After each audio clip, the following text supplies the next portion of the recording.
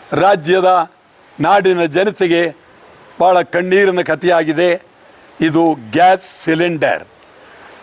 Cylinder ಬೆಲೆ ಸಿಕ್ಕಾಪಟ್ಟೆ ಏರಿಸಿದ್ದಾರೆ ಮತ್ತು ಗ್ಯಾಸು ಇಲ್ಲ. ಹೋಟ್ಲ್ಗಳು ಸಂಪೂರ್ಣವಾಗಿ ಮುಚ್ಚುತ್ತಾ ಇದ್ದಾರೆ. ಬಸ್ಸು ವಾಹನಗಳು ನಿಲ್ಲಿಸ್ತಾ ಇದ್ದಾರೆ. ಮನೆಗಳಿಗೆ ಗ್ಯಾಸ್ ಇಲ್ಲ. ಈ ಪರಿಸ್ಥಿತಿಯಲ್ಲಿ ಕನ್ನಡ ಚಳವಳಿ ಪಕ್ಷ ಸುಮ್ಮನೆ ಕೂತ್ಕೊಳ್ಳೋ ಪ್ರಶ್ನೆ ಇಲ್ಲ. ನಿಮ್ಮೆಲ್ಲರಿಗೂ ನಮ್ಮ ಬೆಂಬಲ ಇದೆ. ಹೋಟ್ಲ್ ಮಾಲೀಕರೇ, ನೀವು ಕರ್ನಾಟಕ ಬಂದ್ಗೆ ಬೆಂಬಲ ಕೊಡಲಿಲ್ಲ, ಆದರೂ ನಾನು ನಿಮಗೆ ಬೆಂಬಲ ಕೊಡ್ತೇನೆ. ಹೋಟ್ಲ್ ಮಾಲೀಕರಿಗೆ ಬೆಂಬಲ ಕೊಡ್ತೇನೆ, ಸಂಪೂರ್ಣ ಬೆಂಬಲ ಕೊಡ್ತೇನೆ. ಇದಲ್ಲದೆ ಈ ವಾರದಲ್ಲಿ ಕುಳಿತು ಎಲ್ಲ ನಮ್ಮ ಒಕ್ಕೂಟದವರು ಮಾತನಾಡಿ ಯುದ್ಧ ನಿಲ್ಲಬೇಕು, ನಮಗೆ ಸಂಪೂರ್ಣವಾಗಿ ಗ್ಯಾಸ್ ಇವೆಲ್ಲ ಸುಲಭವಾಗಿ ಸಿಗಬೇಕು.